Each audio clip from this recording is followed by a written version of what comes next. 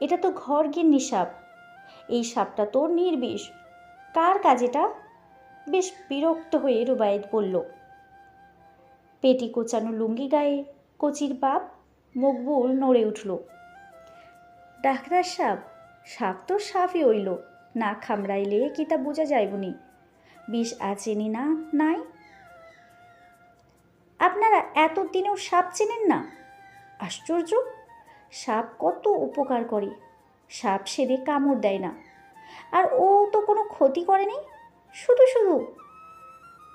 রুবায়েতের কথা শুনে আরেকজন তরুণ ছেলে হেসে বলে, সাপ দেখলে বেশি বা ডর লাগো ডাক্তার সাপ, এর লাগি দেখলাই মারি ফেলাই। ভয় থাকতেই পারে, কিন্তু ভয় মানেই মেরে ফেলতে হবে এমন তো নয়। আমি কতবার বলছি নির্বিষ সাপ চেনার উপায় আছে। তার চেয়ে বড় কথা, কুসংস্কারে না থেকে আগে জানো, শেখো। এখন যদি প্রকৃতির ভারসাম্যই নষ্ট হয়ে যায়, তখন রোগ জ্বালায় ভুগবেন আর ভাববেন কই থেকে এসব আসলো। রুবায়েতের কথা শুনে গিট্টুর নানি আবচা সুরে বলে, এটা ঠিক কইছেন ডাক্তার সাহেব। ওই লেখার সাপ মারায় ইন্দুরার ছোহা বড়ি ভরে গেছে। ফসলটাও লইয়া অখন বহুত ক্ষতি হইল। রুবায়েত সন্তোষে মাথা নাড়ে। আল্লাহ অযথা কিছুই সৃষ্টি করেননি। এক একটা প্রাণী মরে গেলে তার ফল আসে অন্যভাবে। আমি বলি কি, গ্রামের স্কুলে একটা সচেতন কর্মশালা করি, সাপ চেনা, কাজ জানা আর ভয় দূর করার জন্য। কি বলেন? বিপিন মল্লিক রুবায়েতের কথা শুনে বলেন, ঠিক ঠিক, আমরা সাহায্য করব। আমরার ফুয়া ফুরিনদের তোর জানুন লাগবো। উৎসাহের সাথে মাথা নাড়ে বিপিন মল্লিক। তারপর চুলকে বলে, এটা এখন পোড়াই তো লাগবো না, মাটি চাপা দিয়ে দাও, পরিবেশ দূষণ হবে শুধু শুধু। বলেই আবার উপরে নজর বুলিয়ে ঘরের দিকে পা বাড়ালো রুবায়েত। জানি এরা শুনবে না, অন্যত্র নিয়ে ঠিক পুড়িয়ে দেবে। এদের রন্ধ্রে রন্ধ্রে কুসংস্কার। তখনই চোখাচোখি হলো রিমঝিমের সাথে। চেহারাটা নিম্নমান। অনেক মায়া লাগলো রুবায়েতের। এই মেয়ে তেলাপোকা সহ্য করতে পারে না, আর আজ তো হাসতো সাপ দেখল। আজকে রাতটা দুর্যোগপূর্ণ, ঠিক ওদের বিয়ের রাতটার মতো। চারিদিকে ঝোড়ো হাওয়া, মেঘের গর্জন, টিনের চাল কাঁপছে দমকা হাওয়ায়। বাইরে পুকুরের পানি ছলকে পাড়ে উঠছে, পিছনের গাছগুলো কাঁপছে অস্বাভাবিকভাবে। বিদ্যুৎ নেই। সুনামগঞ্জের এই ছোট্ট গ্রামটা এখন যেন কোনো ভূতের উপকথায় বন্দী। মোমের আলোতে ছায়ার খেলা চলছে। সামনের ঘরের বাঁশের চেয়ারে আজ শোয়া হয়ে আছে রিমঝিম। ভাবছে আর গুনগুন করছে। রাতের খাবার শেষে রুবায়েত স্পষ্ট ভাষায় বলে দিয়েছে কাল রিমঝিম যেন চলে যায়। রুবায়েত নিজে বাঁশে তুলে দেবে। জানালার ফাঁক দিয়ে আকাশের দিকে তাকায় রিমঝিম। যাওয়া যাবে না কিছুতেই। আজ ময়নার চোখে ও রুবায়েতের জন্য যা আবিষ্কার করেছে, তারপর তো কিছুতেই না। আর এদিকে একটা মরা সাপের জন্য যে পরিমাণ দয়াই লোকের, ওর জন্য তাও নেই। অথচ ওর ডায়েরি বলে ভিন্ন কথা। একটা অদ্ভুত হাসি খেলে যায় রিমঝিমের মুখে। ডায়েরিটা নিয়ে এসেছে। এ বাসায়ও একটা আবিষ্কার করেছে। মিস্টার চুপচাপ, আপনার মনের সিন্ধুক আবিষ্কার করে ফেলেছি। ঘরে হালকা কার্বলিক অ্যাসিডের গন্ধ। যদিও এই অ্যাসিডে নাকি তেমন কিছু হয় না, ঝাঁঝালো গন্ধটা চলে গেলেই আর কাজ করে না। তবুও মানসিক শান্তি। ভাগ্যিস সাপটা নির্বিষ ছিল। যদি বিষাক্ত হতো, যদি কামড়ে দিত, মা গো, পায়ে দড়ি বেঁধে কে মুখ দিয়ে রক্ত টেনে দিত ক্ষতস্থান থেকে।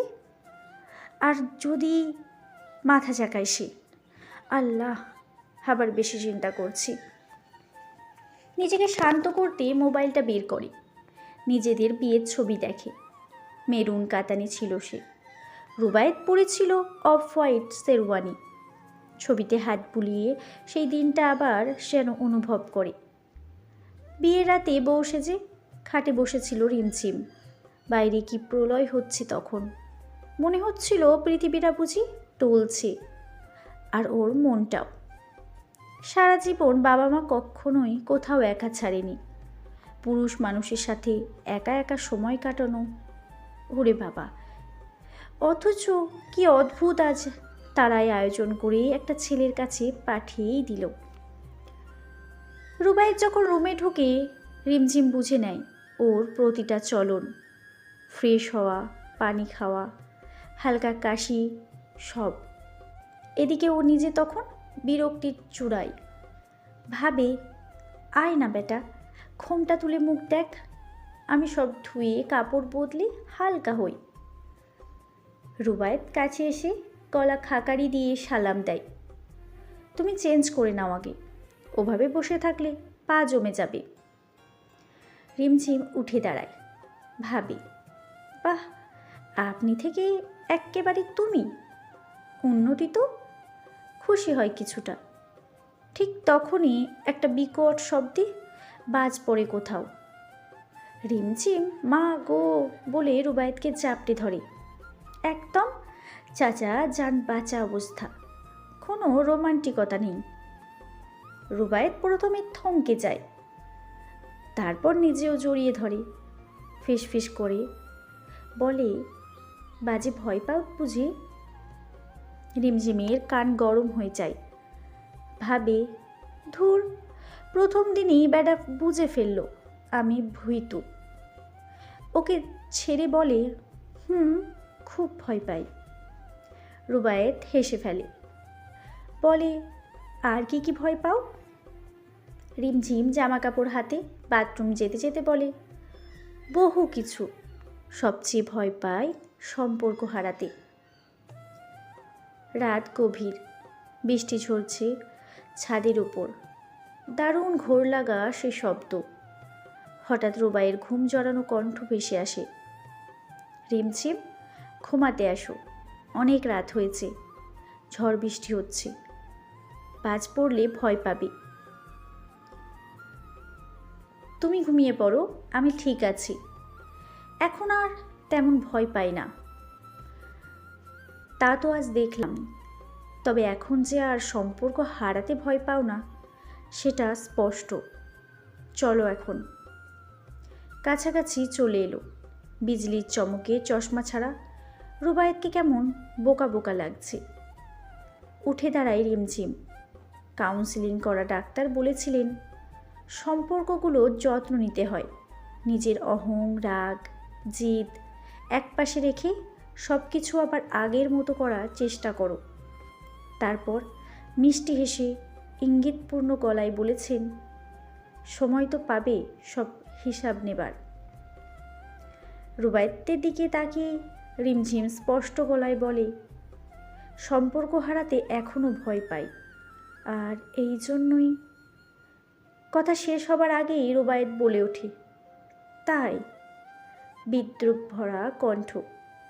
ডিভোর্স লেটার রুবায়েতের ইঙ্গিত, সেটা বোঝে রিমঝিম। কোনো সন্দেহ? বলেই উঠে দাঁড়ায় রিমঝিম। ঠিক তখনই আরেকটা বাজ পড়ে যেন সামনেই। রিমঝিম টলে উঠলে রুবায়েত চট করে ওকে জড়িয়ে ধরে। এখনও তো ভয় পাও বাজের শব্দে, অযথা বড়াই করলে। মুখে মুচকি হাসি, কি মায়াময় লাগছে। রিমঝিম ফিসফিস করে বলে, হয়তো সামলে নেবার মানুষ আছে তাই। রুবায়েতের চোখ যায় রিমঝিমের ঘুমন্ত মুখের দিকে। একটুখানি প্রশান্তি খেলে যায় মনে। বিয়ের সম্পর্ক অনেক অদ্ভুত। ধীরে ড্রয়ার খুলে ডিভোর্স লেটারটা বের করে। খুলেও দেখেনি এতদিন। আজ হঠাৎ ইচ্ছে করলো কারণটা পড়তে। কী কারণে ওকে ছেড়ে দিতে চাচ্ছিল রিমঝিম। কাগজে চোখ বুলাতে বুলাতে হাসি পেয়ে যায় ওর। ছেলে মানুষে কাণ্ড। ওকে ম্যাডাম, আপনি খেলতে চাচ্ছেন? আমিও দেখি, খেলি না হয় আপনার সাথে একটু।